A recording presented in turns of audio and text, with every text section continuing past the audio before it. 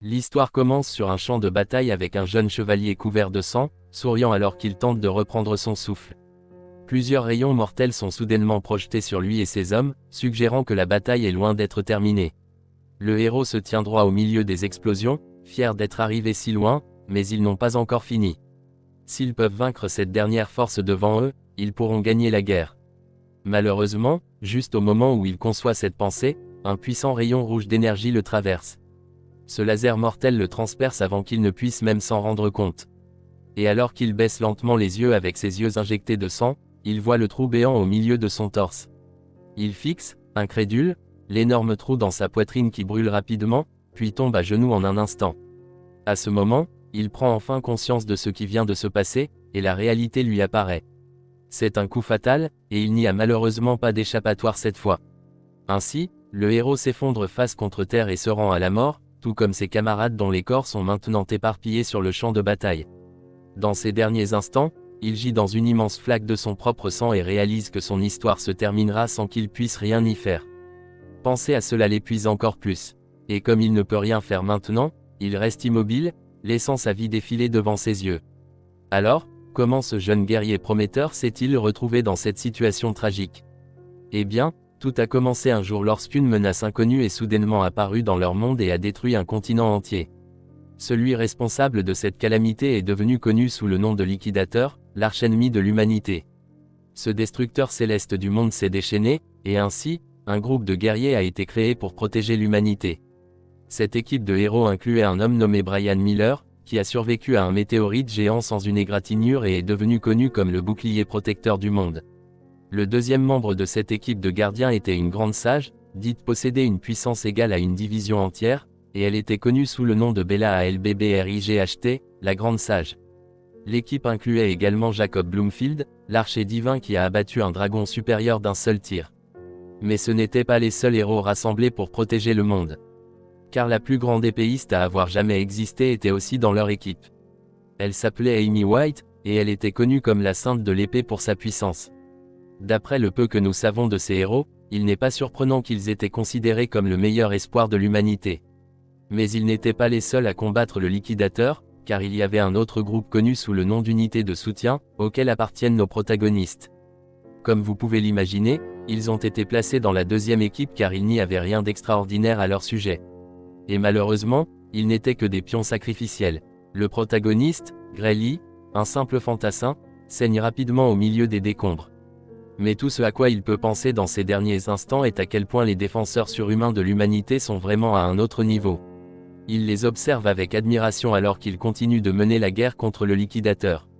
Grelly savait que les diplômés de l'Académie de l'Union mondiale étaient incroyables même avant. Mais il n'avait jamais su que la différence entre lui et les soldats d'élite serait si grande. Eh bien, apparemment, c'est le cas, car les quatre sont encore dans le combat tandis qu'il gît dans la poussière avec quelques organes manquants dans sa poitrine. La situation le fait se demander si la présence de l'unité de soutien importait vraiment. L'équipe de héros semble se débrouiller très bien sans eux, ce qui l'enrage encore plus. Grelly grince des dents de colère, se souvenant comment lui et ses coéquipiers se sont entraînés tout aussi dur, pour finir comme des dommages collatéraux. Des larmes coulent sur son visage alors que les pensées inondent son esprit, mais il ne peut rien faire maintenant. Pendant ce temps, les héros continuent leur assaut, et Amy White déchaîne une myriade d'attaques qui finissent par infliger des dégâts au Liquidateur. La force céleste est en fait surprise qu'ils réussissent à le blesser, et il ne le prend pas très bien. Alors, il décide qu'il est temps d'arrêter de jouer avec eux. Dans cet esprit, il crée 2 boules d'énergie à partir de ses ailes et libère 2 surges dévastateurs d'énergie qui déciment absolument les héros en un clin d'œil. Les gardiens sont massacrés par le souffle écrasant du Liquidateur. En voyant cela, les yeux de Grey s'écarquillent d'horreur et d'incrédulité. Il vient de voir l'arch-ennemi de l'humanité anéantir les défenseurs de la Terre d'un seul coup. Donc, ce n'est pas facile à assimiler. Pire encore, le Liquidateur a dit qu'il jouait jusqu'à maintenant. Ainsi, à ce moment, le protagoniste est convaincu qu'il n'y a absolument aucun moyen de gagner cette guerre. Pour être honnête, cela aurait dû être assez évident lorsque cet ange de la mort surpuissant a fait ses débuts sur Terre en détruisant un continent entier. Quoi qu'il en soit, le protagoniste continue de pleurer alors qu'il attend sa fin. Mais soudain, il réalise qu'il ne devrait même pas être encore en vie à ce moment. Cela fait un moment que son cœur a été transpercé, et pour une raison quelconque, il est toujours en vie. Alors, Il regarde son reflet dans le sang, et c'est alors qu'il entend la voix. La voix prétend qu'elle l'a enfin trouvé et dit ensuite à Gray de s'avancer et de manier une grande puissance. Tout à coup, le protagoniste se retrouve debout au milieu d'un endroit étrange et commence à se demander ce qui se passe.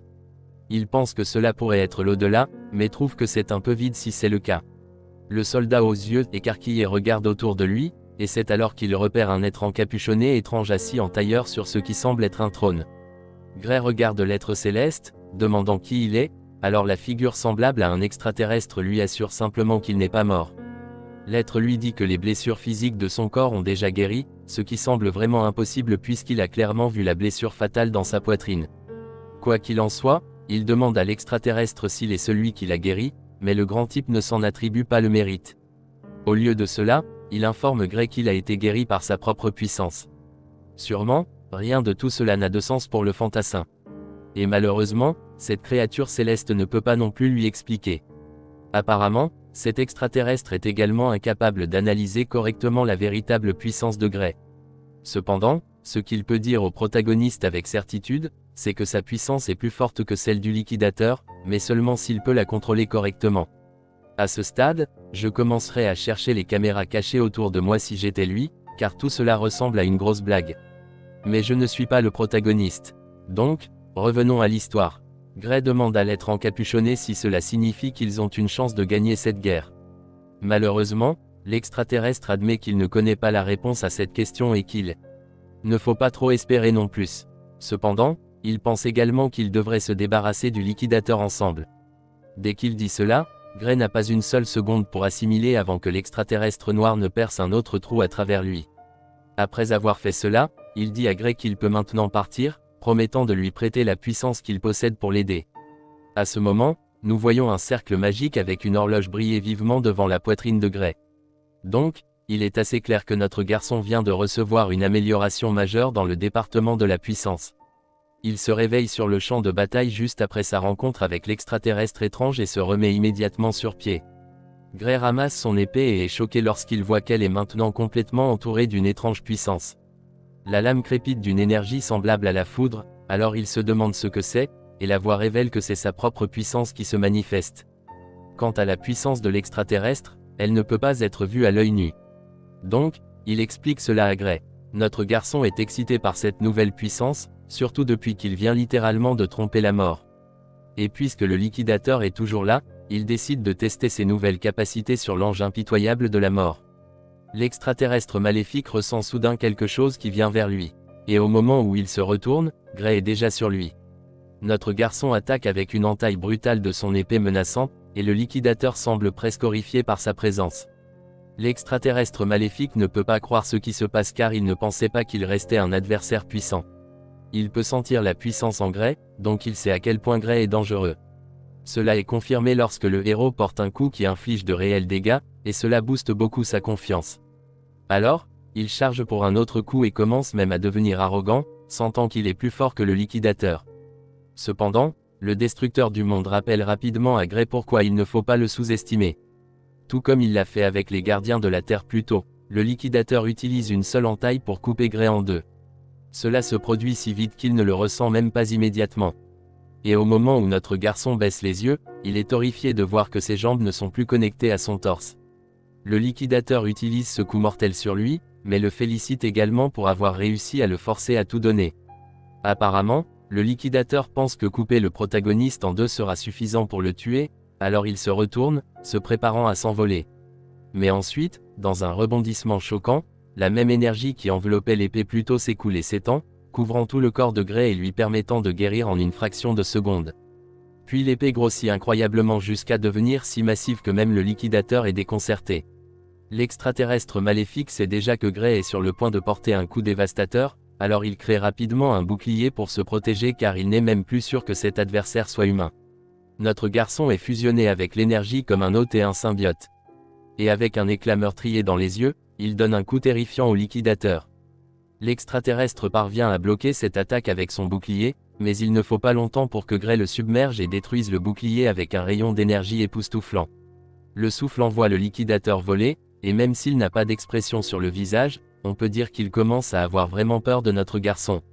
Ainsi, avec la bataille Prenant un tournant drastique, Grelly déchaîne un autre coup puissant, admettant qu'il n'est pas non plus sûr d'être humain. Malgré la frappe féroce de Grelly, lorsque la poussière se dissipe, il découvre que le liquidateur est toujours bien dans le combat. Il est perplexe face à cela et ne comprend même pas comment l'extraterrestre est encore en vie après avoir pris un tel coup. Ainsi, il admet que la force du liquidateur est vraiment hors du commun. Maintenant, les deux puissances se tiennent face à face, et l'arch-ennemi de l'humanité essaie toujours de reprendre son souffle. Bien sûr, il est toujours dans le combat, mais après avoir vu ce que Grey peut faire, il n'est même pas sûr de comment attaquer. D'un autre côté, le nouveau héros de la Terre est assez confiant qu'il peut gagner. Alors, il regarde le liquidateur droit dans ses yeux extraterrestres et jure de l'écraser encore et encore jusqu'à ce qu'il soit mort. On peut dire qu'il ne bluffe même pas à ce sujet, à en juger par l'expression dans ses yeux. Et juste après s'être mis en position face au destructeur du monde, il déchaîne une autre entaille dévastatrice de son épée puissante. Le liquidateur essaie de l'esquiver, mais il est durement touché. Et cette fois, il saigne même. Il gémit de douleur, traitant Grelly de monstre. Mais même s'il souffre maintenant, il n'a aucune intention d'abandonner. Et ainsi, une fois de plus, il décide d'arrêter de jouer et de tout donner contre ce héros humain. Le liquidateur se guérit et active son arme secrète. Tout son corps commence à briller encore plus qu'avant, et plusieurs paires d'ailes jaillissent de son dos. L'extraterrestre parvient également à rendre l'environnement sombre et dit au héros que son temps est écoulé. C'est alors que Grey lève les yeux, choqué, pour voir que le type a transformé le jour en nuit. Le destructeur du monde continue d'activer son mouvement mortel, et il commence à sembler que la situation va encore changer. Cependant, Grelly n'est pas intimidé par le petit tour de magie du liquidateur et charge à nouveau sur l'ennemi avec son épée massive pour mettre fin au combat pour de bon. De manière choquante, cette fois, il n'arrive pas à pénétrer le bouclier de l'extraterrestre malgré l'énorme énergie injectée dans son épée.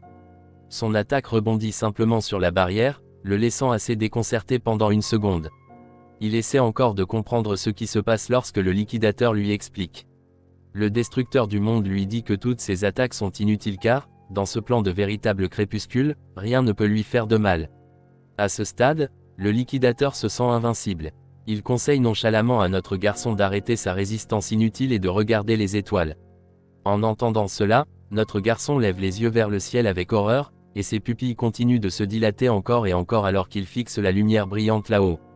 L'extraterrestre parle de sa beauté pendant que Grey est simplement terrifié car il sait que la lumière brillante n'est pas juste pour le spectacle. Bien sûr, le puissant rayon de la mort s'abat sur lui, et une explosion cataclysmique suit immédiatement. Après l'explosion, la poussière et la fumée se dissipent lentement, révélant le gigantesque cratère dans le sol. Le trou est si grand qu'on pourrait penser qu'un astéroïde s'est écrasé là. En voyant cela, l'extraterrestre est convaincu que le guerrier humain ne pourra pas se relever cette fois car il est probablement déjà réduit en poussière.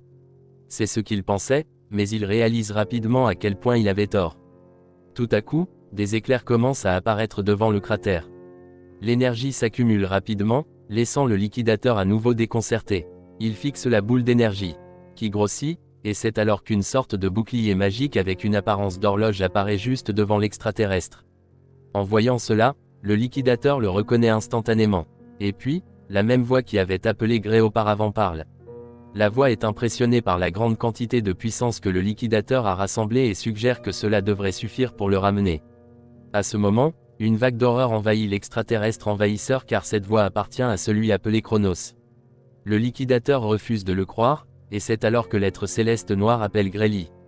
Il appelle les héros qui manient une grande puissance et décide d'utiliser toute sa puissance pour renvoyer notre garçon dans le passé. Bien sûr, le liquidateur est furieux lorsqu'il entend cela car il sait que tout cela fait partie du plan maître de Chronos pour le détruire. Il maudit l'extraterrestre noir pour avoir sauvé Grey, mais bien sûr, cela ne fait rien. Chronos tient alors sa promesse en remontant les aiguilles du temps, affirmant que c'est tout ce qu'il peut faire pour le héros humain. Tout s'estompe ensuite, et après que tout devient blanc, notre héros se réveille soudainement au milieu d'un champ. Dès qu'il ouvre les yeux, il regarde autour de lui, se demandant où il est. C'est alors qu'il repère le petit village en bas de la colline au loin et est encore plus stupéfait car il s'agit de son village natal. Grey est extrêmement perplexe car cela n'a aucun sens. La dernière fois qu'il a vérifié, son village avait été détruit depuis 15 ans, donc il sait qu'il ne devrait pas être là. Mais ensuite, dans sa confusion, il se souvient de ce que Chronos lui a dit sur le champ de bataille. Il se rappelle que le dieu extraterrestre noir a promis de le renvoyer dans le passé. Ainsi, après avoir assemblé toutes les pièces du puzzle, Gray réalise qu'il est effectivement dans le passé. Ses pensées sont soudainement interrompues lorsqu'il ressent une douleur aiguë dans sa main. Il regarde son avant-bras bandé et se souvient immédiatement de cette blessure. La blessure date de l'époque où il était malmené par quelqu'un nommé Belder et quelques autres brutes.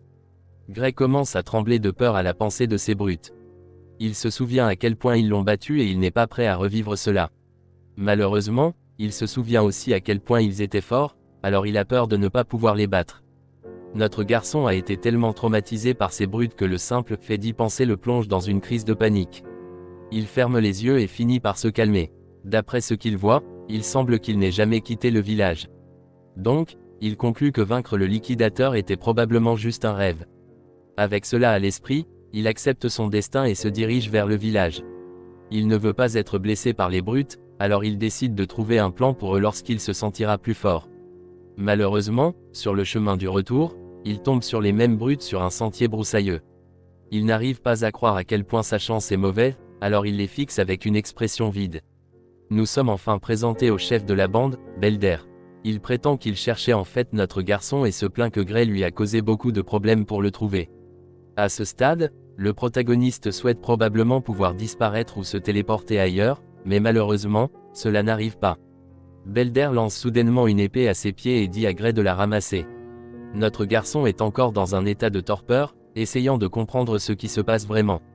Alors, Belder le met en garde de ne pas faire l'idiot.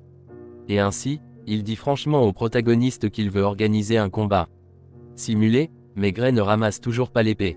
Au lieu de cela, il décline poliment l'invitation, expliquant que sa blessure n'est pas encore complètement guérie. Il remercie ensuite les brutes pour l'offre et leur dit qu'il ne les rejoindra pas tant que ses blessures ne seront pas guéries. Bien sûr, ces voyous ne sont pas du genre à accepter un refus. Belder insiste pour qu'ils aient ce combat simulé, lui assurant que c'est sans danger puisque la lame est émoussée. Il commence à s'approcher de lui comme une meute de loups autour d'une proie blessée, mais Gray refuse de ramasser l'épée. Il insiste sur le fait qu'une lame reste un gros morceau de fer, peu importe à quel point elle est émoussée, et qu'elle peut encore être très dangereuse. Mais Belder finit par perdre patience. Le tyran s'énerve et dit à Gray de se taire, affirmant qu'il n'a pas le droit de lui dire non. Il le fait comprendre à notre garçon et lui dit ensuite qu'il est libre de se battre sans armes s'il n'aime pas les épées. Avant que Gray ne puisse même assimiler cela, Belder charge sur lui avec sa lame, et cela le déconcerte car le type n'hésite pas à l'attaquer alors qu'il est désarmé. Que diable est-il arrivé à ce combat simulé? Il est maintenant clair qu'il n'y a pas d'échappatoire. Alors, Gray décide qu'il est temps de se mettre dans le jeu. Avant d'être renvoyé dans le passé, un ancien médecin militaire lui avait donné un conseil. Il s'avère que la raison du manque de progrès de Gray dans son maniement de l'épée était due à une blessure qu'il avait subie enfant. En y pensant maintenant, le protagoniste réalise que c'est peut-être là que sa vie de perdant a commencé. Belder fonce sur lui comme un train hors de contrôle. Et juste au moment où il est sur le point de porter le coup, notre garçon parvient à l'esquiver par réflexe. Il est même choqué d'avoir réussi à éviter un coup et commence à se demander si les frappes de Belder ont toujours été aussi lentes. Enragé par ce premier échec, Belder tente un autre coup, mais Gray l'esquive à nouveau. Après avoir évité d'être touché pour la 3e fois consécutive, notre garçon réalise enfin que Belder n'est pas lent. Le tyran commence aussi à être frustré par le fait qu'il ne parvient pas à toucher Gray une seule fois, alors il l'insulte avec agacement. Malheureusement, sa colère ne peut même pas l'aider maintenant car il rate encore une fois. Et ainsi, notre garçon réalise qu'il est en fait celui qui est devenu plus rapide. Les autres brutes sont stupéfaites lorsqu'elles voient à quel point le garçon est soudainement rapide. C'est comme s'il était une personne complètement différente maintenant. Alors, elles regardent tout avec émerveillement pendant qu'il ridiculise Belder. Après avoir esquivé tout ce que le type lui a lancé, notre garçon décide enfin de ramasser l'épée. Il n'a peut-être plus son ancien corps, mais il a toujours les souvenirs des batailles qu'il a menées. Gray se baisse pour ramasser l'épée, et Belder profite de l'occasion pour charger sur lui par derrière. Malheureusement pour lui, Gray le repousse nonchalamment d'un seul coup d'épée. Il envoie le tyran voler avec ce coup, et il est même surpris qu'une frappe désinvolte ait suffi à déséquilibrer son tout-puissant tyran. À ce moment, le type commence à ressembler beaucoup à un amateur, alors il commence à penser qu'il ne serait pas juste de le combattre. Mais ensuite, il se souvient de tout ce que la bande de Belder lui a fait subir. Alors, il décide que le chef ne mérite même pas sa pitié. Après tout, ce sont les mêmes ordures qui l'ont tourmenté parce qu'il ne savait pas se battre. Heureusement, ce n'est plus le cas. Alors, il est plus qu'heureux de montrer ses nouvelles compétences. Il utilise un autre coup sans effort pour désarmer Belder, et après avoir vu à quel point l'épée a facilement quitté sa main, il réalise que le tyran est en fait pire qu'un amateur. Gray suggère que Belder n'a pas été formé à recevoir un coup d'épée. Peu importe, après tout, ces brutes sont celles qui lui ont appris qu'il est tout à fait sûr de frapper quelqu'un avec une épée tant que la lame est émoussée. Et ainsi, notre garçon donne un grand coup avec l'épée dite émoussée, et elle parvient quand même à entailler le corps de Belder. Les yeux du type s'écarquillent d'horreur alors que le sang de son épaule éclabousse son visage. Il est en complète incrédulité, mais ce qui est pire, c'est la douleur intense qu'il subit, au point qu'il est forcé de s'agenouiller. Belder crie de douleur pendant que Gray y reste figé de choc, car il est tout aussi stupéfait par ce qui vient de se passer. La lame était censée être émoussée, alors il ne comprend pas comment elle a quand même réussi à couper le fauteur de trouble. Dans sa confusion, il jette un autre coup d'œil à la lame pour vérifier si c'est vraiment le cas, et il confirme qu'elle est effectivement émoussée. Ainsi, Gray réalise qu'il aurait peut-être même tué Belder avec cette entaille s'il lui avait donné une épée tranchante. Notre garçon panique un instant, sachant qu'il aurait pu tuer ces gamins, mais ensuite, ce sont les mêmes idiots qui ont rendu sa vie au village misérable. Alors, il décide de frapper Belder avec la surface plane de la lame à la place. De cette façon, il peut garder l'épée émoussée tout en prenant sa revanche. Il frappe le tyran au visage avec, l'envoyant à nouveau au sol. Belder est maintenant terrifié, alors notre garçon se tient au-dessus de lui, se demandant pourquoi il crie autant. Il demande au chef de la bande ce qui ne va pas et lui rappelle que c'est lui qui a dit que l'épée émoussée était sans danger. À ce stade, Belder reste assis là, couvrant son nez en sang, tandis que Gray s'approche lentement de lui. Le tyran terrifié regarde sur le côté et voit ses sbires juste debout là, alors il leur crie dessus, leur ordonnant d'attaquer notre garçon. Il est assez drôle que Belder pense même que ses sbires peuvent battre Gray après que ce même type l'a complètement dominé. Comme vous pouvez l'imaginer, ils hésitent même à s'approcher de lui, voyant à quel point il est devenu fort tout à coup. Mais ils finissent par accepter de l'attaquer ensemble, pensant qu'ils peuvent le submerger de cette façon. Les fauteurs de troubles chargent sur notre garçon en même temps, et Gray ressent juste de la pitié pour eux. Il est surpris qu'ils soient assez stupides pour venir l'attaquer pour un autre round après ce qu'il vient de faire à leur chef, mais bien sûr, il n'a pas d'autre choix que de les frapper aussi. Belder leur ordonne furieusement de tuer notre garçon alors qu'il l'attaque de tous les côtés, et cela énerve simplement le protagoniste. Il allait ignorer leur mauvais comportement cette fois-ci, mais puisqu'ils veulent clairement tous goûter à ses nouvelles compétences, il décide de leur montrer ce qu'il peut faire. Quelques instants plus tard, Belder et ses sbires sont tous à genoux avec des visages enflés. Ils ont été si sévèrement battus qu'il y a de la vapeur qui s'échappe de leur corps, et en les regardant maintenant, Gray est stupéfait que ce soit les mêmes types dont il avait si peur. Il se souvient que ces gars viennent du dojo d'escrime de Seria. Alors, il demande pour confirmer si c'est le cas, et Belder explique qu'il a en quelque sorte raison. Apparemment, il pensait être devenu assez fort, alors il n'allait plus au dojo récemment. C'est assez déconcertant pour Gray lorsqu'il les entend dire cela, car il ne peut pas croire que leur niveau actuel puisse être considéré comme assez fort. Avec cela à l'esprit, il pense qu'il ne devrait pas attendre grand-chose du dojo lui-même, vu le genre d'élève qu'il a produit. Cependant, il croit toujours que cela pourrait lui être utile, et ainsi, il leur demande de le présenter à ce dojo qu'il fréquente. Après tout, il a entendu dire que c'est sur recommandation seulement et aimerait qu'il l'invite. Pour une raison quelconque, Belder n'est pas vraiment enthousiaste à l'idée d'amener Gray, car il serait trop gêné s'il devait dire à son maître qu'il a perdu un combat d'épée. Il suggère que notre garçon trouve quelqu'un d'autre pour l'inviter, mais Gray n'est pas d'humeur à être refusé. Alors, puisque Belder ne veut pas coopérer, il décide qu'ils reprennent leur combat simulé à la place. Avant qu'il ne puisse même dire quoi que ce soit après cela, le tyran accepte de présenter Gray et commence à courir vers le dojo, laissant ses amis derrière. Finalement, ils sont tous de retour au village, et c'est alors que Belder demande enfin à Gray pourquoi il veut vraiment aller au dojo. Apparemment, ce dojo a une place de recommandation pour l'académie, et quand notre garçon pose la question, Belder admet qu'il a aussi entendu quelque chose à ce sujet.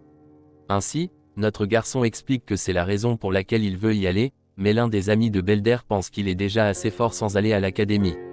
Malheureusement, Gray sait que son état actuel ne suffira pas pour vaincre le liquidateur. Même la formation la plus puissante du monde n'était pas de taille contre le destructeur du monde. Il se souvient de la bataille, comment le liquidateur a anéanti tous les gardiens d'un seul souffle. Gray se rappelle qu'il n'a même pas pu égratigner l'extraterrestre lorsqu'il est devenu sérieux, malgré l'utilisation de la puissance dont Chronos avait parlé. Penser à cela le rend vraiment anxieux, car il ne sait même pas à quel point il doit être fort pour pouvoir vaincre le liquidateur. Cela le préoccupe beaucoup, mais en même temps, ce n'est pas comme s'il n'avait aucun indice. Il se souvient avoir pu contrôler la puissance sombre, même si ce n'était que pour une fraction de seconde. Ce sur quoi il s'était concentré à ce moment-là était l'escrime enseigné par la Sainte de l'Épée. Gray pense que le résultat de sa bataille avec le liquidateur aurait pu être différent s'il avait passé plus de temps à s'entraîner dans les mêmes conditions que la Sainte de l'Épée. Le héros réalise que cela doit être la raison pour laquelle Chronos l'a renvoyé dans le passé. Gray finit par rencontrer la maîtresse du dojo, mais pas avant qu'elle ne punisse Belder et les autres pour s'être fait battre en essayant de s'en prendre à un civil avec les techniques qu'elle leur a enseignées. Voici, Seria, l'instructrice du dojo d'escrime, et en ce moment, elle est vraiment déçue de ses élèves. Belder essaie de lui dire que c'était un combat simulé et non une attaque contre Gray, mais elle le fait taire immédiatement en l'envoyant à travers la pièce d'un seul coup d'épée. Les autres commencent à trembler à ce moment, et Seria continue de le réprimander pour avoir fait des excuses. Après tout, si frapper une personne désarmée est un combat simulé, alors ce qu'elle vient de lui faire peut être appelé de la même manière. Et juste comme ça, Seria expulse Belder et sa bande de son dojo pour de bon. Bien sûr, ils ne protestent même pas, car les choses empireraient pour eux. Alors, ils s'enfuient pour sauver leur peau. Après les avoir renvoyés, Seria s'excuse auprès de Gray pour tous les ennuis causés par ses anciens élèves, mais il lui assure qu'il n'y a pas lieu de s'inquiéter à ce sujet, et elle le remercie de laisser couler. Une fois cela réglé, elle va droit au but, demandant s'il veut être recommandé à l'académie. Quand il confirme, elle explique qu'elle doit d'abord vérifier ses compétences avant de pouvoir le faire.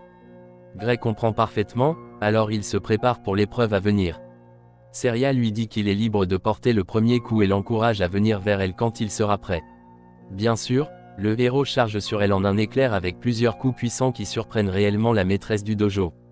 Elle peut dire que son escrime est assez pratique pour son âge, et c'est comme s'il avait traversé d'innombrables batailles auparavant, à la manière dont il bouge.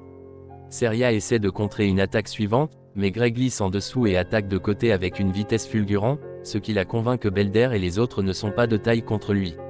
Pour elle, le style de Gray est principalement autodidacte. Mais au milieu de chaque mouvement, elle aperçoit des éléments d'escrime enseignés à l'académie, ce qui la fait se demander si quelqu'un là-bas lui a appris. Ce qu'elle sait avec certitude, c'est qu'il est un diamant brut avec beaucoup de talent. Après une défense courte mais intense, Seria décide qu'il est temps de conclure, alors elle charge sur lui, espérant le dominer facilement, mais il dévie son coup, la laissant assez choquée. Elle trouve étrange qu'il ait pu contrer comme ça, car elle s'attendait à ce qu'il faiblisse éventuellement. Malheureusement pour elle, ce n'est pas le cas, car Gray y suit chacun de ses mouvements. Elle voulait juste tester ses compétences un peu, mais maintenant, elle se retrouve à se battre de toutes ses forces. Pire encore, elle réalise qu'elle a en fait peur de ce gamin maintenant. Il y a une lueur terrifiante dans ses yeux tout à coup, et Seria ne sait pas comment gérer cette sensation écrasante qu'elle ressent soudainement. Gray puise dans cette énergie sombre pendant une seconde, ce qui lui permet de repousser la maîtresse du dojo pour la première fois. Pendant ce temps, Seria refuse de reculer. Elle pensait avoir senti quelque chose d'inquiétant tout à l'heure, mais elle ne le voit plus. Alors, elle conclut que le gamin a juste donné un coup très audacieux pour l'effrayer. Avec cette confiance renouvelée, elle repart pour un autre round pour mettre fin à la session d'entraînement pour de bon. Juste quand elle pense qu'elle est sur le point de porter un coup, elle est choquée de voir que son épée a été tranchée. Seria fixe l'épée brisée avec horreur et incrédulité. L'autre moitié repose de l'autre côté du dojo, et même notre garçon est bouleversé par ce qui vient de se passer.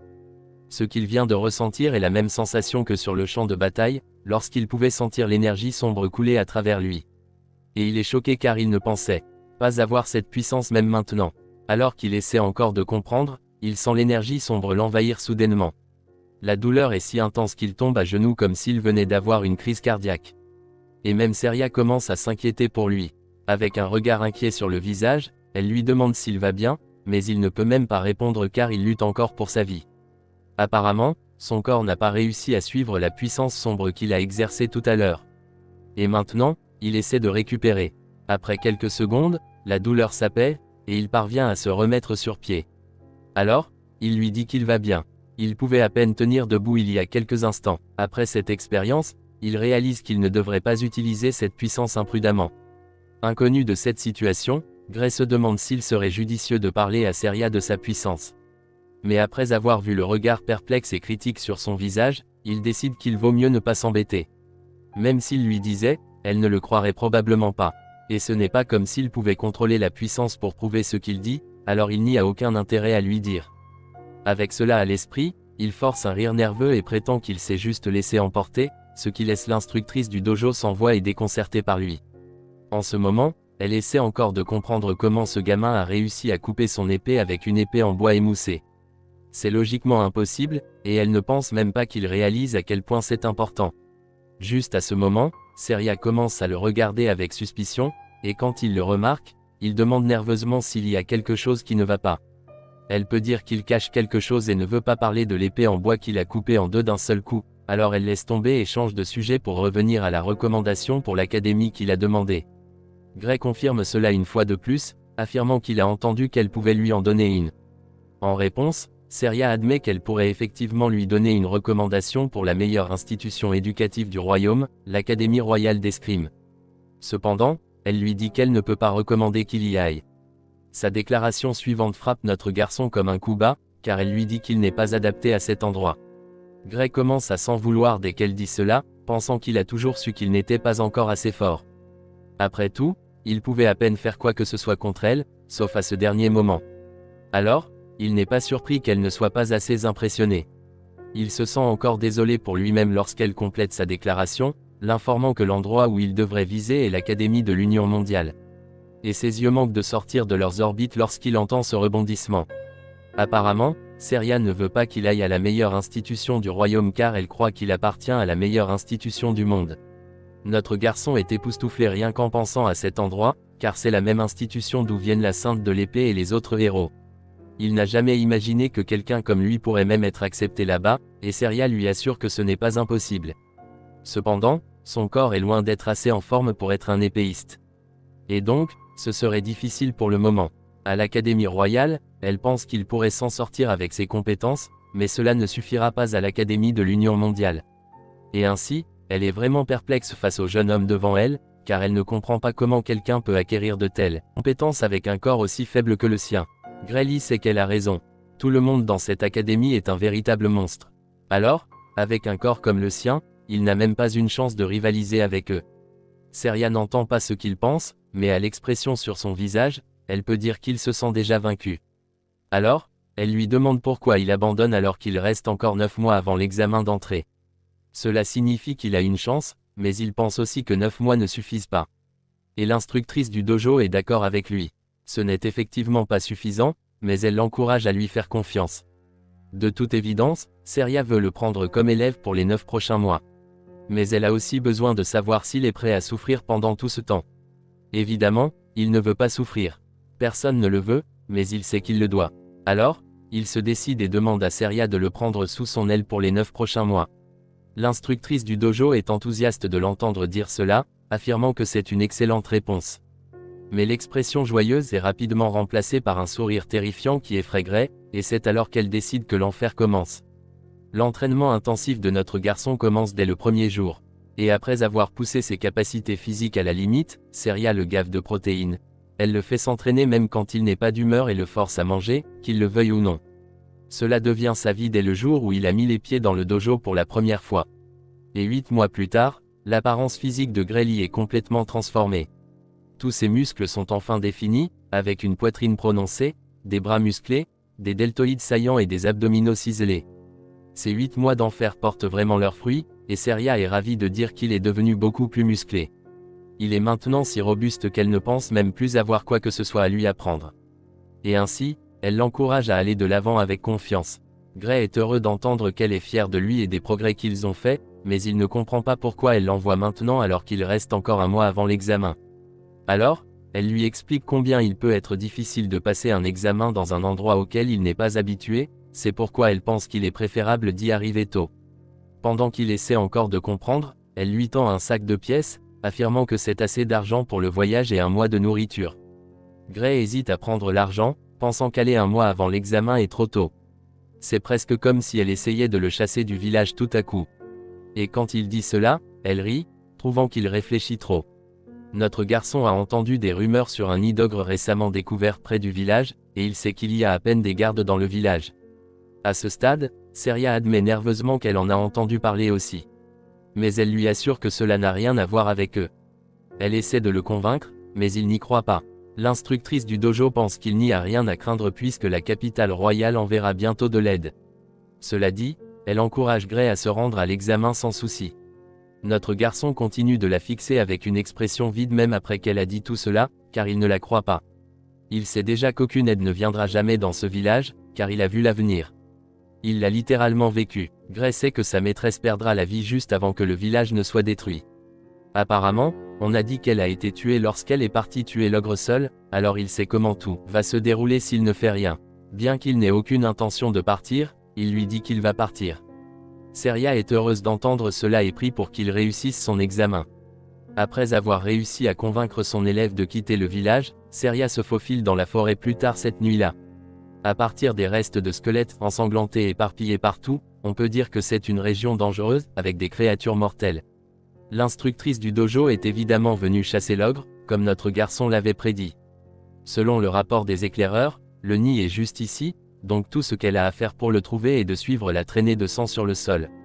Juste au moment où elle s'apprête à s'approcher, une voix l'interpelle, lui demandant où elle va. Elle lève les yeux vers l'arbre et est choquée de voir Gray lui sourire depuis une branche très haute. Elle est abasourdie lorsqu'elle le voit, et un sourire narquois s'affiche immédiatement sur son visage, car il vient de la prendre sur le fait. Elle lui demande pourquoi il est même ici, car pour elle, il devrait déjà être en route pour l'académie. Et avant qu'elle ne puisse essayer de le réprimander, il saute de l'arbre et l'arrête sur place.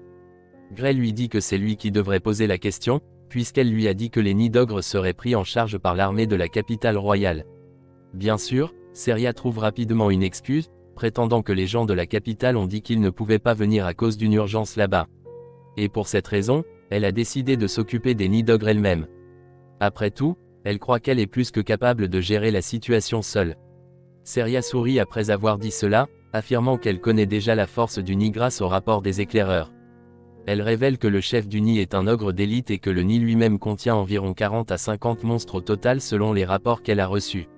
La maîtresse du dojo admet que ce nombre de sbires sera assez compliqué, mais elle est confiante qu'elle peut tous les éliminer seule. En entendant tout ce qu'elle a à dire, les rouages dans la tête de Gray commencent à tourner alors qu'il réfléchit à la force d'un ogre d'élite. En soi, le monstre n'est pas vraiment si fort, mais il s'avère que la véritable force de l'ogre réside dans son intelligence et son leadership. Compte tenu du risque d'être encerclé, notre garçon conclut qu'il serait suicidaire d'essayer de combattre les monstres seul. Il a vécu cet événement précis auparavant, alors il sait comment cela se déroule, c'est pourquoi il est convaincu que Seria ne s'en sortira pas vivante s'il la laisse partir en mission seule. Et si elle meurt, tout le village sera ensuite détruit par les mêmes monstres. Et c'est quelque chose qu'il ne peut pas laisser arriver. Pas quand il a reçu une seconde chance de changer les choses.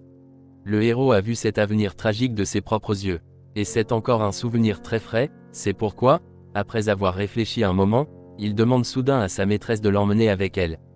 Sans même y réfléchir, Seria secoue la tête en refusant, insistant sur le fait qu'elle pourra gérer seule. Bien sûr, Gray ne veut pas révéler qu'il sait qu'elle va mourir parce qu'il vient de l'avenir. Alors, il adopte une autre approche pour essayer de la faire changer d'avis, prétendant que cela pourrait être sa première chance d'acquérir une véritable expérience de combat. Après tout, c'est exactement ce dont il a besoin pour mettre son entraînement à l'épreuve. Alors, il renouvelle sa demande, suggérant que Seria pense qu'il va juste la gêner pendant la mission. Bien sûr, sa maîtresse ne le voit pas comme un fardeau au combat, et elle est sûre qu'il le sait aussi.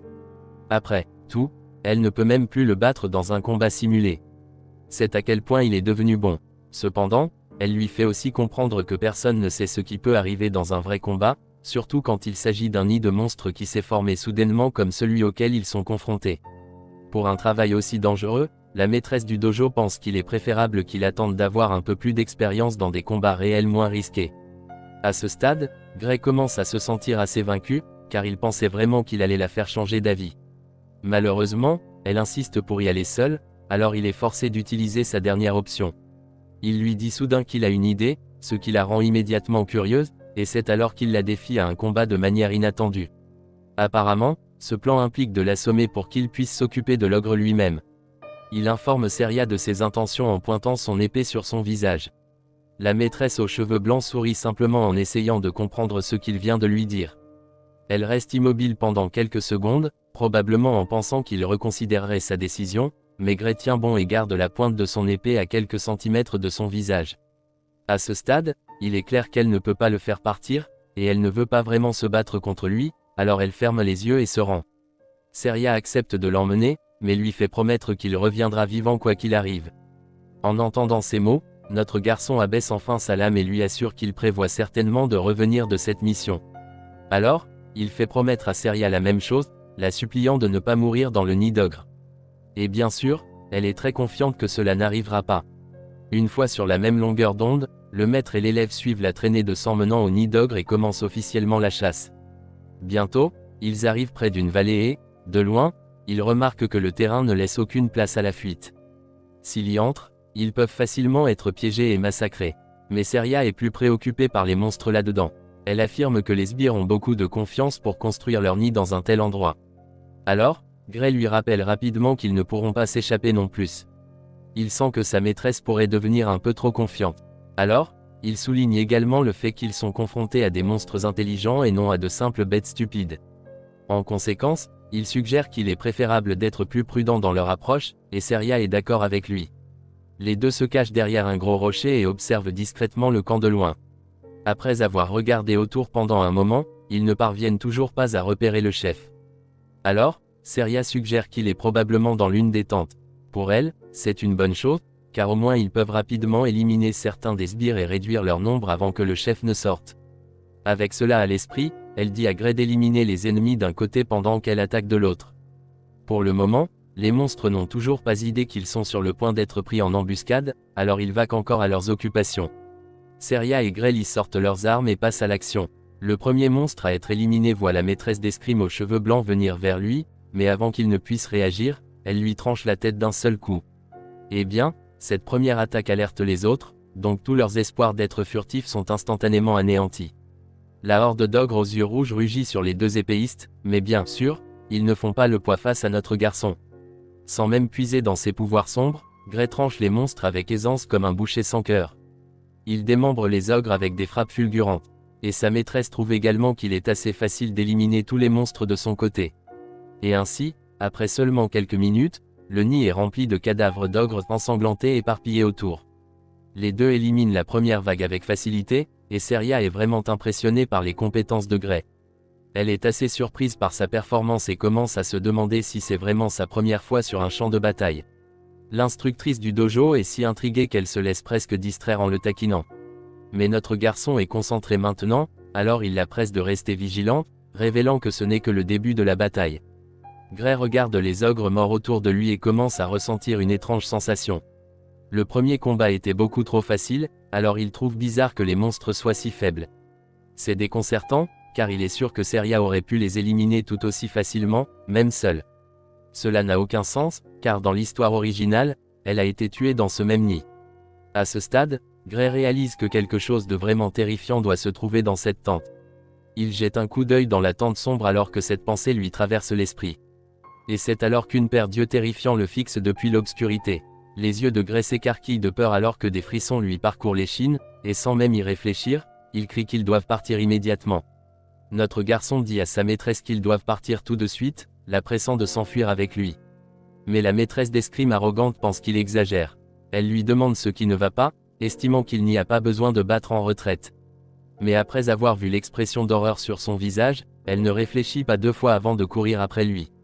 Maintenant, ils courent tous les deux hors du nid aussi vite que leurs jambes peuvent les porter. Mais leurs efforts s'avèrent rapidement vains, car tout à coup, une silhouette semble bondir dans les airs juste au-dessus d'eux pour les intercepter. La créature à la peau verte bloque leur chemin, atterrissant juste devant eux, et notre garçon panique encore plus. Seria, en revanche, est très excitée, car elle pense qu'elle a enfin sa chance de affronter l'ogre d'élite. Contrairement aux sbires faibles qu'ils ont éliminés il y a un moment, cet ogre est beaucoup plus grand, avec un grand casque et une hache massive assez grande pour abattre des arbres d'un seul coup. Plutôt que d'être terrifiée, la maîtresse du dojo ne cesse de parler de l'honneur qu'elle ressent que le chef soit venu à eux lui-même. Dans un rebondissement choquant, cet ogre géant sous stéroïdes n'est même pas le chef, et Gray est celui qui lui annonce la nouvelle. Il s'avère que le vrai chef est encore bien plus puissant que le colosse qui se tient devant eux. À ce moment, Seria se retourne pour voir l'armée d'ogres chargée sur eux, avec le vrai chef à l'arrière, exerçant une vague de puissance écrasante depuis son corps. Pour la première fois, la maîtresse d'escrime aux cheveux blancs ressent de la peur, et avant qu'elle ne puisse même assimiler toutes ses émotions, Ils sont entourés par une nuée d'ogres armés de haches. Malgré le fait d'être piégés, elles restent immobilisées par la puissance écrasante qui émane du chef. C'est à ce moment que Gray révèle qu'ils sont confrontés à quelque chose de bien plus fort qu'un ogre d'élite. Ce qu'ils ont entre les mains maintenant est un général ogre, et le nid qu'ils viennent d'attaquer appartient à cette abomination verte impitoyable. Seria sort enfin de sa torpeur et admet qu'un général ogre n'est pas un monstre qu'ils peuvent gérer seuls. Il est maintenant assez clair pourquoi tout le village a été anéanti. Malheureusement, il semble que l'histoire est sur le point de se répéter, car ils sont actuellement en infériorité numérique et surclassés. Voyant à quel point la situation est grave, Seria suggère qu'ils tuent simplement la brute devant eux et continuent de courir. Sans hésitation, elle charge désespérément sur l'ogre à casque avec son épée, espérant le finir rapidement. Mais le type n'est pas un faible non plus. Il bloque les premières frappes, ce qui surprend Seria, mais elle repart à l'attaque et parvient à toucher son épaule. Malheureusement, son excitation disparaît rapidement alors qu'elle voit la blessure guérir rapidement sous ses yeux. Comme si ce type n'était pas déjà assez robuste, il a aussi des capacités de régénération. En voyant cela, Seria décide qu'il est inutile de continuer à se battre. Mais c'est alors que Gray explique ce qui se passe. Apparemment, le rugissement du général ogre renforce la force et la capacité de récupération de ses soldats. C'est pourquoi les sbires semblent étrangement plus puissants que la normale. Seria lutte pour tenir tête au grand gaillard. Pendant ce temps, notre garçon est déconcerté de n'avoir pas pu vaincre un seul des ogres de cette deuxième vague. Il porte coup après coup, mais il récupère immédiatement. Tout à coup, il décide de confier son dos à Seria, lui demandant de lui gagner un peu de temps. Bien sûr, ce ne sera pas facile du tout, car elle lutte déjà avec un seul ogre. Elle est vraiment inquiète quand il dit cela. Alors, elle lui demande ce qu'il prévoit de faire, et c'est alors qu'il lui dit qu'ils n'ont qu'une seule option s'ils veulent sortir de là vivants. Gray révèle son plan suicidaire d'aller après le général ogre. Notre garçon sait que la source de leur pouvoir est le chef d'élite du nid, alors il décide de s'en prendre à lui. Ils se frayent un chemin à travers la mer d'ogres, mais ils reviennent sans cesse pour essayer de le prendre à revers, ce qui l'agace encore plus. Il a les yeux fixés sur la cible, alors pour l'instant, il doit se concentrer sur éliminer tous les ennemis devant lui pour ouvrir le chemin. Malheureusement, c'est exactement à ce moment qu'il se retrouve face à face avec un ogre qui brise son épée avec une grande hache. Gray est étourdi quand cela arrive et passe un moment à fixer le petit morceau qui reste de sa lame.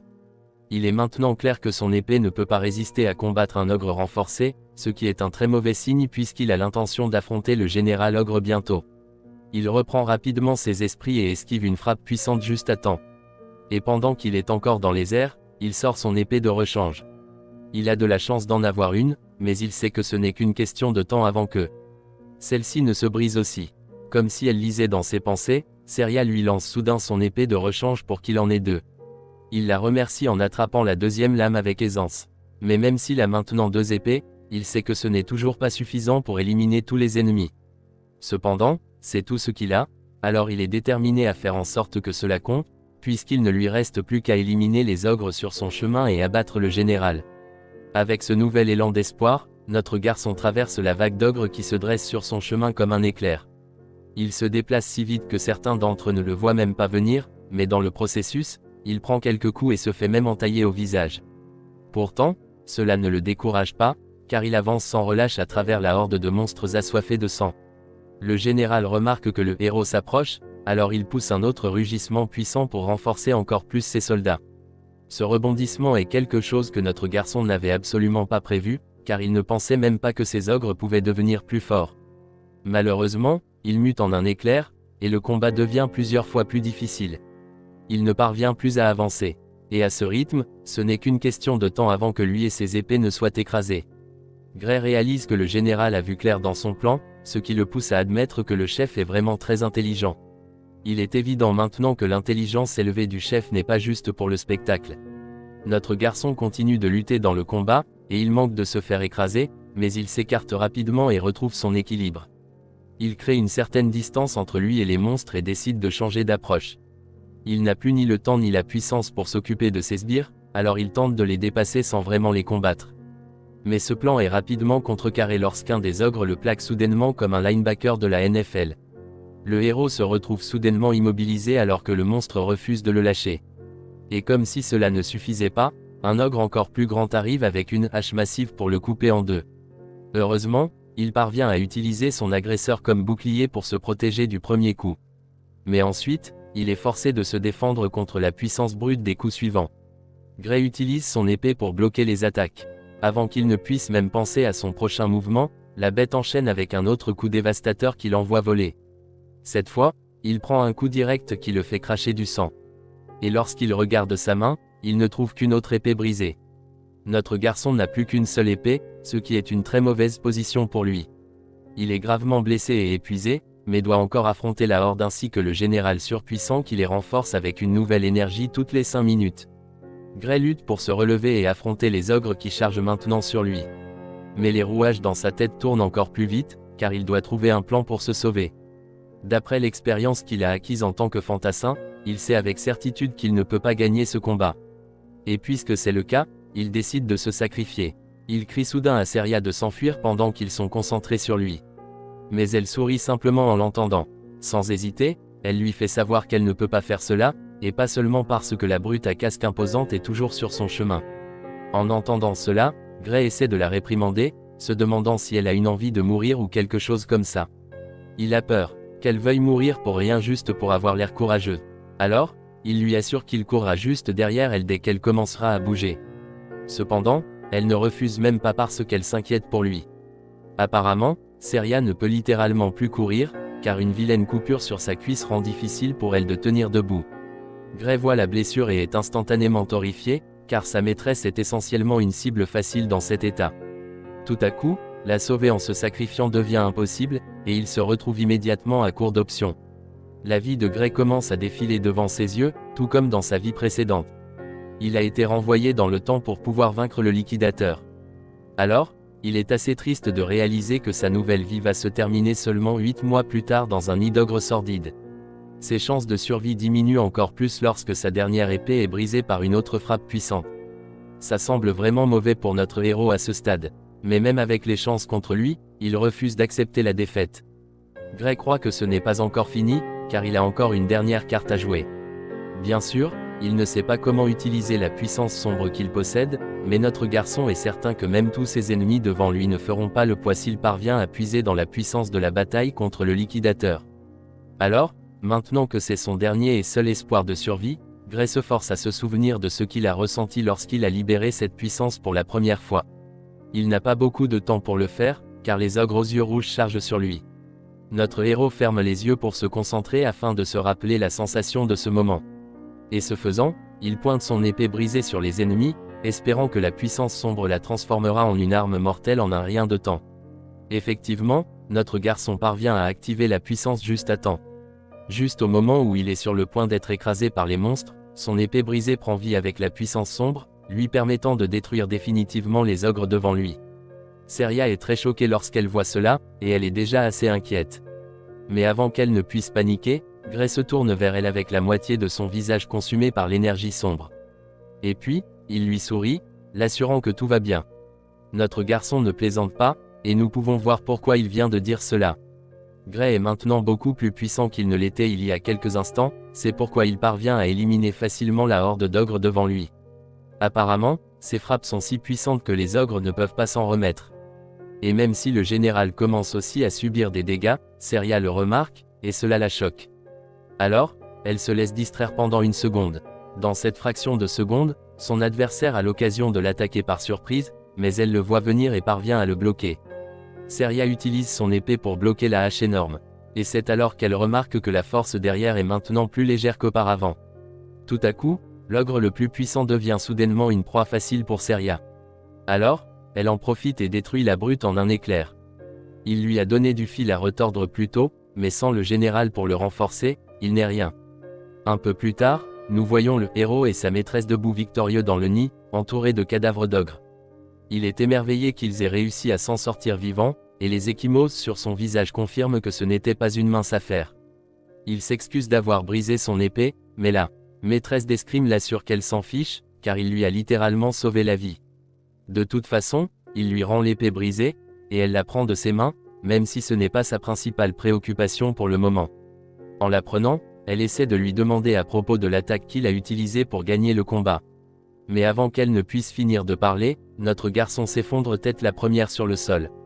Le héros perd connaissance en un instant, ce qui la terrifie absolument, alors elle commence à essayer de le réveiller. Pendant qu'elle tente de le ranimer, nous voyons que la conscience de notre garçon est ailleurs. Il se retrouve debout dans un endroit sombre et vide rempli d'eau peu profonde. Au milieu de l'endroit, il y a une énorme porte avec des chaînes, ce qu'il trouve très étrange. Et alors qu'il essaie encore de comprendre ce qui se passe, d'étranges rafales d'énergie commencent à s'échapper de la porte avec des symboles mystérieux. Au début, il ne comprend pas ce qui se passe, mais il réalise rapidement que c'est la même puissance qui s'est manifestée sur le champ de bataille. Une ligne apparaît au milieu de la porte comme une petite passerelle, permettant aux nuages sombres de s'infiltrer. Cela pousse Gray à se demander si ouvrir la porte lui permettra d'obtenir cette puissance. Bien sûr, il n'y a qu'une seule façon de le savoir, alors il se décide et commence à marcher vers la porte. Il s'approche, et après seulement quelques pas, il ressent une force écrasante et inquiétante le tirer en arrière. L'esprit squelettique rouge massif traîne Gray loin de la porte avec une puissance écrasante qui l'horrifie. Après cette expérience suffocante, notre garçon réalise qu'il va certainement mourir s'il ouvre cette porte dans son état actuel. Des frissons lui parcourent l'échine alors qu'il dit cela, et presque immédiatement, une voix forte lui répond, l'informant qu'il a fait un choix judicieux. Comme vous pouvez l'imaginer, Gray est déconcerté lorsqu'il entend la voix, mais il n'a même pas l'occasion de comprendre quoi que ce soit d'autre, car l'instant d'après, il se réveille dans un lit, luttant pour reprendre son souffle. Il se réveille comme quelqu'un qui vient de faire un cauchemar, alors Seria s'inquiète vraiment pour lui. Heureusement, Seria est dans la pièce, alors elle vient vérifier comment il va, voyant qu'il est enfin réveillé.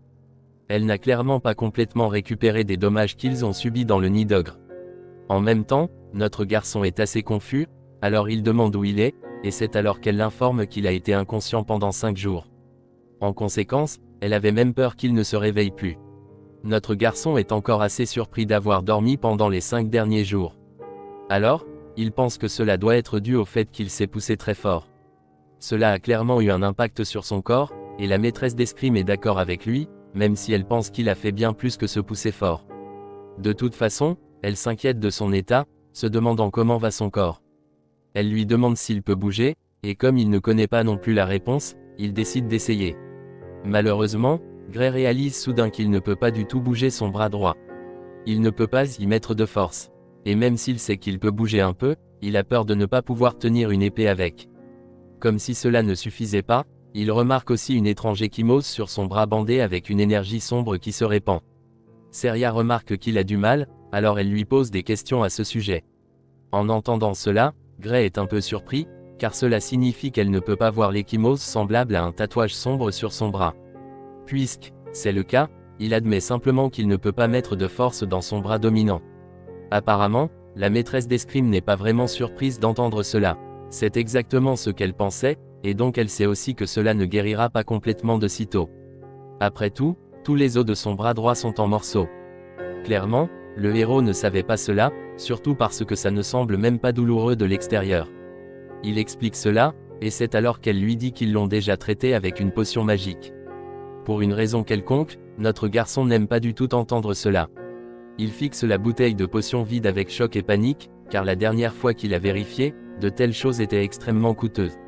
Cependant, sa maîtresse l'assure qu'il ne devrait pas s'inquiéter à ce sujet, car c'est le chef du village qui la leur a donné. Il est choqué d'entendre cela aussi, car il ne peut même pas comprendre pourquoi le chef donnerait une potion à quelqu'un comme lui. Au moment où il dit cela, elle semble déconcertée qu'il parle ainsi, et c'est alors qu'elle l'informe qu'il est littéralement le héros du village. Bien sûr, cela n'a même pas de sens pour lui, alors il la fixe avec stupéfaction. Il est encore en train de digérer ce qu'elle vient de dire lorsqu'une personne fait irruption dans la pièce en demandant après lui. Il reconnaît la voix forte, alors il se redresse immédiatement du lit pour saluer le chef du village. Il commence nerveusement à essayer de remercier l'homme pour la potion magique, mais le chef l'interrompt, déclarant que ce sont eux qui devraient le remercier. Il les a aidés à tuer un sacré général ogre. Le même monstre qui n'a pas pu être égratigné même après que les forces des villes environnantes se sont rassemblées pour le combattre. Le chef est certain que tout le village aurait été détruit si Gray n'avait pas tué le monstre. Et il n'a pas tort. Alors, encore une fois, il remercie notre garçon pour son aide et remet la bouteille de potion dans ses mains. Après tout, s'il n'y avait pas eu lui et Seria, rien ne serait là maintenant. Ni le village, ni les gens, ni même la potion elle-même. Le héros essaie d'être modeste à ce sujet, suggérant que le chef exagère, mais l'homme affirme qu'il ne fait que dire les choses telles qu'elles sont. En entendant ces mots, et après avoir vu l'expression dans les yeux de l'homme, Gray réalise que le chef a probablement raison. Dans le monde avant qu'il ne soit renvoyé dans le temps, ce village était censé avoir été détruit par l'attaque des ogres. Donc, en effet, s'il n'avait pas été là, il ne serait pas là maintenant. Voyant à quel point Gray semble perplexe, le chef propose de lui expliquer en détail ce qu'il a fait s'il ne réalise toujours pas son importance. Passant à autre chose, il demande à notre garçon s'il va vraiment passer l'examen d'entrée à l'Académie de l'Union mondiale.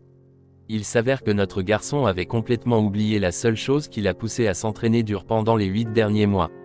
Alors, quand le chef en parle, c'est comme un coup de poignard au cœur, car il réalise à quel point il a tout gâché. Il est parti à la chasse aux ogres à peine une semaine avant l'examen d'entrée. Et il a dormi pendant les 5 derniers jours dans cette infirmerie, ce qui signifie qu'il ne lui reste que 2 jours avant l'examen principal. Aller à l'Académie de l'Union mondiale à pied prend 3 jours, donc marcher n'est même plus une option. Il pourrait y arriver en un jour à cheval, mais il n'a pas ce genre d'argent, alors il rassemble son courage pour demander au chef de lui prêter un cheval pour son voyage.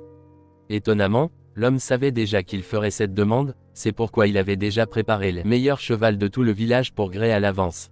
Le chef croit que notre garçon devrait pouvoir arriver à l'académie en un rien de temps avec les jambes de ce cheval. Pendant que l'homme est occupé à vanter son animal, Seria dit au héros qu'il l'aurait porté à l'examen dans son sommeil, même s'il ne s'était pas réveillé aujourd'hui. Après un moment, notre garçon rassemble assez de force pour se lever. Alors, il marche vers la porte, et dès qu'il sort, il est accueilli par une foule immense de villageois qui le remercient et lui souhaitent du succès pour ses examens. Ils lui sont tous reconnaissants d'avoir sauvé le village, et pendant que la plupart d'entre eux tiennent des affiches, un homme s'approche de lui avec un sac en guise de cadeau. Gray demande ce que c'est, et l'homme affirme que c'est quelque chose pour lequel tout le village a contribué. Apparemment, ils ont entendu que cela coûte cher de postuler à l'Académie de l'Union mondiale, alors ils se sont réunis pour collecter des fonds pour lui. Notre garçon est choqué que tout le monde ait contribué à la cause, mais ce sentiment est rapidement remplacé par de la joie et de la gratitude alors qu'il les remercie pour leur gentillesse. Bientôt, il est temps pour lui de partir. Alors, il fait ses adieux. Seria est avec lui alors qu'il se prépare à partir. Et il admet qu'il sera vraiment difficile de revenir ici s'il échoue à l'examen après tout ce que le village a fait pour lui. Mais sa maîtresse l'assure qu'il n'y a pas besoin de s'inquiéter à ce sujet. Pour elle, aucun des autres candidats à l'Académie de l'Union mondiale ne pourrait battre un général ogre. Bien sûr, Gray sait qu'elle a probablement raison à ce sujet, mais il a encore des inquiétudes concernant son bras droit abîmé. En entendant cela, Seria lui demande simplement si son bras gauche va bien, ce qu'il confirme. Bien sûr, ce n'est pas son bras dominant, alors il n'est pas sûr de l'utiliser, mais elle insiste sur le fait que c'est assez bon pour le faire entrer. Elle pense aussi qu'il n'a pas besoin d'utiliser cette puissance dangereuse en lui, mais il estime que l'examen d'entrée pourrait être plus difficile qu'il ne le pense. Penser qu'il peut passer avec un seul bras lui semble un peu exagéré, mais Seria l'assure que tout ira bien, car elle croit que les examinateurs de l'académie ne seront pas assez aveugles pour ignorer ses capacités. S'il y a une chose qu'elle peut lui garantir, c'est qu'il réussira certainement l'examen. À ce stade, notre garçon a déjà enfourché son cheval, prêt à partir. Alors, il la remercie encore pour ses encouragements, se sentant beaucoup plus confiant. Sur ce, notre héros part pour son voyage afin de commencer le prochain chapitre de sa nouvelle vie. Dans le monde précédent, ce village a été détruit, mais il sait que l'ennemi de l'humanité existe toujours ici. Cependant, il sait aussi que ce monde n'est plus le même que l'ancien, car l'avenir peut être changé avec cette puissance qu'il possède maintenant. Bientôt, notre garçon arrive à la capitale, et la première chose qu'il fait est de remercier le magnifique cheval qu'il a amené là. Il n'est dans la ville que depuis peu, mais il peut déjà repérer la structure impressionnante qu'est l'Académie de l'Union mondiale. Malgré le coût élevé pour postuler ici, l'endroit est absolument envahi de candidats potentiels. Il y a une mer de personnes rassemblées à l'Académie de l'Union mondiale, et chacune d'entre elles rêve de devenir un héros. Par le haut-parleur, ils sont informés que la distribution des billets d'examen commencera sous peu. Jusqu'à ce que le processus soit terminé, tous les candidats sont priés de rester à l'intérieur de l'arène centrale. Parmi la foule, certaines personnes commencent à discuter de la compétitivité de cette académie. Apparemment, parmi les milliers rassemblés dans cette arène, seulement 20 d'entre eux seront acceptés à l'Académie de l'Union mondiale. C'est la rumeur qui circule, et notre garçon écoute tranquillement les gens qui la propagent. Mais certains ont entendu que le nombre d'étudiants admis change chaque année. Certaines années, ils acceptent jusqu'à 50 candidats, et d'autres années, une seule personne est retenue. Juste à ce moment, la professeure Ariel est appelée pour s'adresser aux candidats. Alors, la femme aux cheveux rouges avec une monocle apparaît sur la plateforme. Elle passe directement à la distribution des billets d'examen à tout le monde dans l'arène, mais elle le fait en un éclair avec un claquement de doigts. Juste comme ça, les billets apparaissent devant tous les candidats. Comme tous les autres présents, notre garçon est assez impressionné lorsque le billet apparaît devant lui dans un éclat de flamme. Il attrape le papier et lit son contenu pour découvrir qu'il est le candidat numéro 513, et il apprend également qu'il suivra le cours d'escrime. Tout le monde a son propre billet, et notre garçon devra passer un examen qui exige que la plupart des gens n'aient pas les os de leurs bras dominants brisés. La professeure Ariel sait que certains d'entre eux pourraient être surpris par le format de l'examen, mais elle les assure que c'est ainsi chaque année. Elle explique que l'Académie de l'Union mondiale ne fait pas de discrimination basée sur l'âge, le genre, la nationalité, le statut, ou quoi que ce soit d'autre. Même leurs noms n'ont aucune importance ici. La professeure le précise aux candidats, déclarant que seuls ceux qui réussiront l'examen et gagneront le droit de traverser le pont devront donner leur nom. Pendant ce temps, notre garçon est encore perplexe par le fait qu'il suive le cours d'escrime alors qu'il a littéralement laissé son épée à la fin. Il ne comprend pas quel genre de système c'est, alors il est assez préoccupé par cela. Pendant qu'il se creuse la tête, la professeure révèle qu'elle a assigné leurs cours en fonction de leur apparence. Et ainsi, elle demande à ceux qui pensent qu'elle s'est trompée de lever la main. Beaucoup d'étudiants ont du mal à croire qu'elle a choisi leurs cours juste en les regardant, car ils sont littéralement des milliers. À en juger par leur réaction et l'absence de main levée, il est assez clair que la dame a correctement attribué les cours. Pourtant, beaucoup d'entre eux pensent qu'il y a un coup fourré. Pour eux, soit l'académie les a vérifiés à l'avance, soit elle a utilisé la magie pour lire leurs pensées. Après avoir confirmé qu'elle n'a manqué le cours de personne, la professeure Ariel annonce qu'elle va ensuite révéler les horaires des examens. En conséquence, elle leur demande de vérifier leurs billets pour la prochaine mise à jour. Bien sûr, tous les candidats vérifient leurs billets, y compris Grelly, qui découvre que son examen aura lieu le premier jour à 11 h. Comme vous pouvez l'imaginer, il n'est pas vraiment enthousiaste de voir qu'il passe le premier jour, car il espérait avoir un peu plus de temps pour laisser son bras guérir. Malheureusement, ce n'est pas le cas. La professeure continue d'augmenter la pression, annonçant qu'il s'agit d'un examen pratique à une seule tentative. Les retardataires seront automatiquement disqualifiés, alors elle le fait savoir et leur conseille d'être à l'heure. Elle leur indique également que l'académie n'accepte pas les demandes personnelles de changement d'horaire. Pendant que les annonces se poursuivent, Gray essaie discrètement de voir si son bras va mieux maintenant. Mais malheureusement, il ne peut toujours pas y mettre de force. Alors, tout ce qu'il peut faire maintenant est de prier pour que ça guérisse d'ici le matin, même si ce n'est qu'un peu, sinon il n'aura d'autre choix que de se battre avec son bras gauche. Malheureusement, le lendemain, notre héros se réveille et est immédiatement frustré, car son bras blessé n'a pas du tout guéri. Maintenant, il n'a d'autre choix que de passer l'examen dans cet état, car il n'y a pas d'option pour changer l'horaire. Gray se prépare et se dirige vers l'examen. Et quand c'est presque son tour, il est dirigé vers l'entrée de l'arène. En attendant son tour, il essaie de se calmer, se rappelant qu'il ne devrait pas être pessimiste à ce sujet maintenant. En essayant de maintenir des pensées positives, il réalise que son bras gauche est toujours pleinement fonctionnel et qu'il peut même bouger son droit dans une certaine mesure. Avec cela à l'esprit, il élabore une idée. Gray conclut qu'il doit utiliser le peu de temps qu'il lui reste pour observer les mouvements de l'examinateur et s'y préparer. Notre garçon croit que ce qu'il doit faire maintenant est d'étudier son adversaire et trouver une ouverture pour frapper. À ce moment, nous voyons le candidat actuel dans l'arène. L'examinateur lui dit de porter le premier coup. Alors, le colosse avec la grande épée charge sur lui comme un taureau. Il se déplace assez vite et parvient à donner un coup, mais il rate et frappe le sol à la place, manquant l'examinateur de quelques centimètres. Il est perplexe lorsqu'il voit l'examinateur nonchalant rester debout, les mains derrière le dos, après avoir esquivé l'attaque. L'enseignante expérimentée évite le coup avec aisance, ce qui énerve le candidat, alors il repart à l'attaque avec colère, cette fois avec un coup encore plus dévastateur sur le côté, mais une fois de plus, l'examinateur rend son attaque vaine. Il bloque le second coup avec son épée, laissant le tête brûlée incrédule. Et une fois que le gars est stupéfait, il enchaîne avec une contre-attaque qui le fait littéralement tomber à la renverse. L'examinateur envoie le gars s'écraser comme une boule de tumbleweed. Et quand il s'arrête de rouler, il est assis sur ses fesses sans son épée et avec un bras cassé. Voyant cela, le vétéran conclut son examen et lui demande de quitter le lieu avec son arme. Bien sûr, notre garçon a tout vu de ce qui vient de se passer. Alors, un sourire d'acceptation se dessine sur son visage, car maintenant il sait sans l'ombre d'un doute qu'il est fichu. L'examinateur appelle son numéro, et il commence à marcher dans l'arène. Dans son esprit, tout ce qu'il peut faire maintenant est de monter sur scène et d'accepter tranquillement sa défaite avant de rentrer chez lui, car si ce gars costaud n'a même pas pu porter un coup avec des bras parfaitement valides, quelles sont ses chances? Comme il l'a fait avec le dernier gars, il dit à Gray de porter le premier coup. Malheureusement, notre garçon a même du mal à tenir l'épée correctement maintenant. Il ressent encore plus la pression maintenant, alors il ne pense même pas avoir une chance. Néanmoins, il n'est pas du genre à abandonner, alors il se rappelle qu'il doit faire tout ce qu'il peut. Avec cela à l'esprit, il charge sur le vétéran avec sa lame. Et pendant cette course, un des enseignements de Seria lui traverse l'esprit. Il se souvient qu'elle lui a dit qu'une épée ne se manie pas seulement avec les bras. Elle lui a appris à canaliser la puissance générée par tout son corps à travers ses bras. Et maintenant qu'il s'en souvient, il décide de faire exactement cela.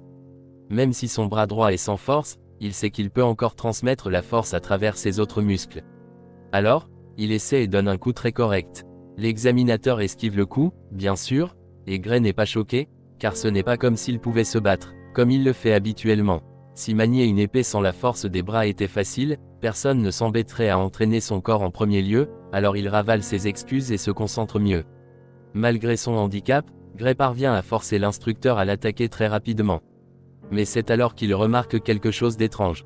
Tout à coup, le coup d'épée de l'examinateur commence à sembler beaucoup plus lent qu'avant.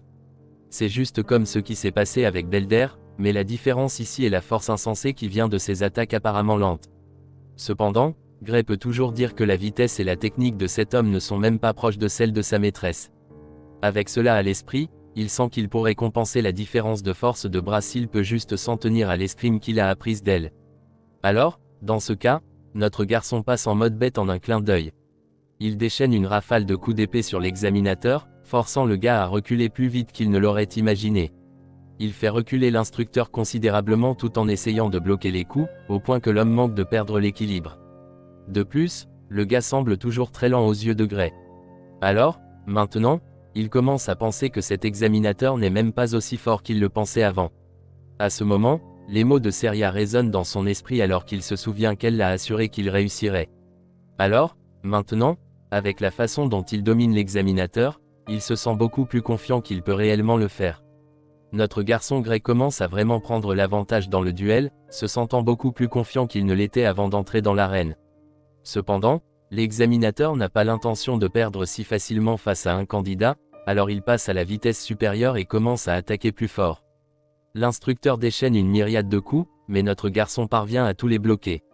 Maintenant, il devient clair que la différence de puissance est trop grande. Même s'il a déjà percé à jour l'escrime de son adversaire, l'examinateur est plus fort que lui, et donc Gray est incapable de briser sa forme. Après avoir bloqué la plupart des attaques, il obtient une ouverture pour frapper, alors il pousse son épée avec force, mais l'instructeur la dévie rapidement. À ce stade, notre garçon remarque que les mouvements de l'homme deviennent plus rudes, alors il élabore un plan qui pourrait lui faire gagner le combat. C'est un peu risqué, mais il sent qu'essayer au bon moment pourrait être le mouvement qui l'aidera à vaincre son adversaire. Avec cela à l'esprit, le héros se décide à le faire. Il attire l'instructeur à lancer des coups puissants sur lui en étant plus défensif, ce qui pousse l'homme à se rendre vulnérable à une contre-attaque. Dès que Gray voit cette ouverture, un sourire apparaît sur son visage, car son plan a fonctionné. Après tout, dans un combat comme celui-ci, rien n'est plus susceptible d'exposer une ouverture qu'un grand coup prévisible. Avec une vitesse fulgurante, le héros va pour le coup final, ce qui fait perdre l'équilibre à l'examinateur. L'examinateur recule en état de choc lorsque Gray capitalise sur son erreur. Et avant qu'il ne puisse s'en remettre, notre garçon lance une autre frappe, déterminé à sceller l'affaire. Maintenant, les chances sont en sa faveur malgré sa faiblesse et son manque d'expérience. Peu importe l'ampleur de la différence de puissance, il est convaincu qu'il gagnera s'il peut juste se placer derrière son adversaire. Gray donne un coup audacieux pour assurer la victoire, mais ensuite une voix autoritaire lui ordonne de s'arrêter. Alors, il stoppe son coup à mi-chemin malgré sa perplexité. Il lève les yeux vers l'officiel, se demandant si le match est déjà terminé, car il semble un peu tôt pour arrêter maintenant.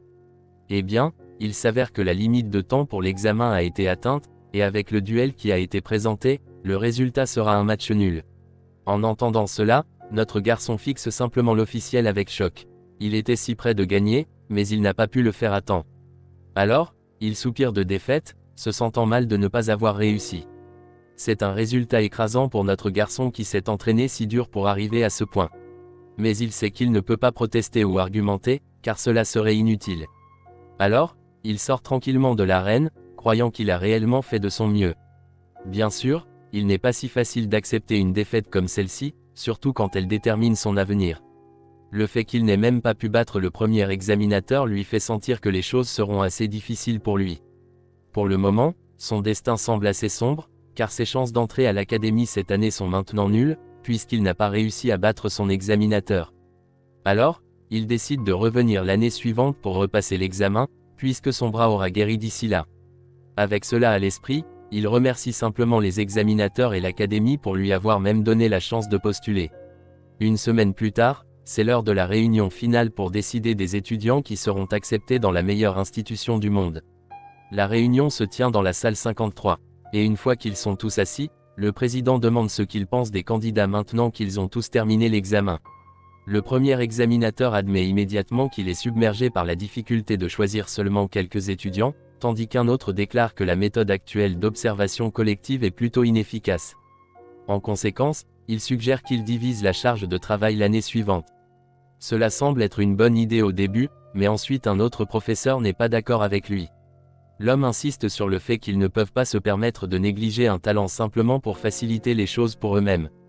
À ce stade, l'homme le plus âgé de la réunion leur rappelle qu'il a demandé à entendre leurs pensées sur les étudiants et non leurs opinions sur le système d'examen.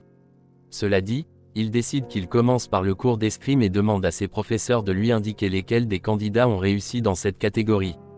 Eh bien, selon leurs règles, ceux qui ont battu les examinateurs ont réussi automatiquement, et ceux qui n'ont pas pu y parvenir seront évalués en fonction de la qualité qu'ils ont montrée et de la manière dont ils ont tenu pendant la limite de temps de 15 minutes. L'un des examinateurs explique cela et demande ensuite aux instructeurs du cours d'escrime ce qu'ils en pensent. Tous les matchs ont été enregistrés, donc ils peuvent revoir et analyser les performances des candidats. En dehors de ceux qui ont battu l'examinateur, les candidats numéro 5, 217 et 753 se sont démarqués. L'homme suggère qu'ils s'en tiennent à cela, car même si les autres rejoignaient, ils ne pourraient pas suivre en classe. Le deuxième professeur est d'accord avec cette décision et demande ensuite si quelqu'un a une opinion contraire. Aucun des examinateurs ne parle pour dire quoi que ce soit d'autre. Alors, le président pense qu'ils ont confirmé les candidats retenus pour le cours d'escrime. Mais juste au moment où ils sont sur le point de rendre le verdict final, l'un des examinateurs demande ce que la salle pense du candidat numéro 513. Ce n'est autre que la professeure Ariel. Et à en juger par l'expression sur son visage, elle est assez intéressée par ce candidat. Les autres examinateurs dans la salle semblent assez intrigués lorsqu'elle mentionne Grely. Alors, ils sortent l'enregistrement de son match contre son examinateur, et ils sont émerveillés lorsqu'ils réalisent à quel point il est bon. Il semble certainement qu'il allait gagner le combat, ce qui est une bonne chose, mais il pense aussi que les choses vont être difficiles pour lui s'il doit compter sur l'installation de pièges juste pour battre un examinateur. Il remarque que sa technique était bonne, mais sa force manquait clairement, ce qui n'aide pas du tout son cas. Le deuxième gars n'est pas trop impressionné par cela et prétend même que Gray était surpassé du début à la fin du combat. Après que quelques-uns d'entre eux donnent leurs opinions, le président demande une conclusion. Alors, il décide que Grely n'est pas bon et ne devrait pas être accepté à l'académie. La dame aux cheveux rouges se moque en entendant leur conclusion, car elle n'arrive pas à croire qu'aucun d'entre eux n'a remarqué ce qu'elle a vu, même après avoir revu les images. Apparemment, tout le monde a décidé d'être aveugle. La professeure Ariel conclut qu'avoir tout le monde observé ensemble est vraiment une perte de temps. Le lendemain, tous les aspirants retournent à l'académie pour les résultats, et notre garçon en fait partie. Il tient son billet en main, attendant que les examinateurs annoncent les candidats retenus pour le cours d'escrime. Pour le moment, 6 candidats ont réussi, et dès que cela est annoncé, Gray devient encore plus anxieux. Le candidat numéro 5 est appelé, et son billet s'enflamme immédiatement. Ensuite, les candidats numéro 217, 432, 615, 753 et 925 sont appelés. Dès que leurs numéros sont annoncés, leurs billets s'enflamment également, laissant tous les autres assez émerveillés. Malheureusement, seuls ceux dont les numéros ont été appelés suivront le cours d'escrime à l'Académie de l'Union mondiale.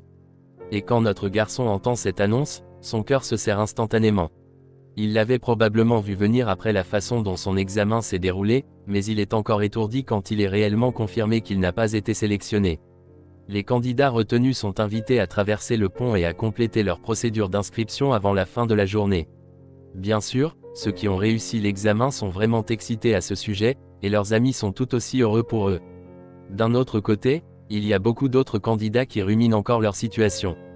Pendant que d'autres célèbrent, Gray fixe simplement son billet avec déception, sentant qu'il a échoué après tout. C'est un sentiment horrible, surtout après tout ce qu'il a traversé pour arriver à cet endroit.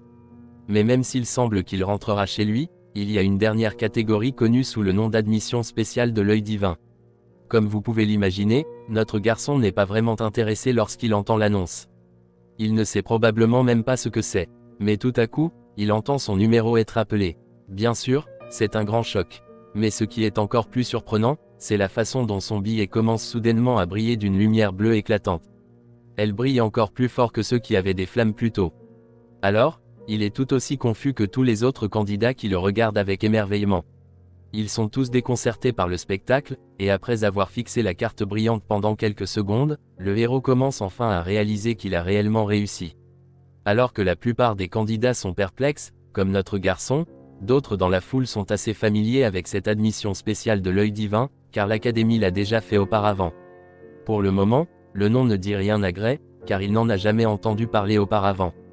Il ne comprend pas, et pendant qu'il y réfléchit encore, ceux qui savent ce que c'est lui expliquent que c'est essentiellement une façon d'entrer dans l'institution par la porte dérobée. Quelques arrogants qui savent tout, probablement admis normalement, ont aussi quelque chose à dire à ce sujet. Pour eux, l'Académie de l'Union mondiale a vraiment décliné pour avoir permis une admission spéciale. Mais pendant que les idiots s'agitent à ce propos, notre garçon est simplement préoccupé par le fait qu'il est entré par la porte dérobée. Ça n'a aucun sens, car il n'a aucune relation ici.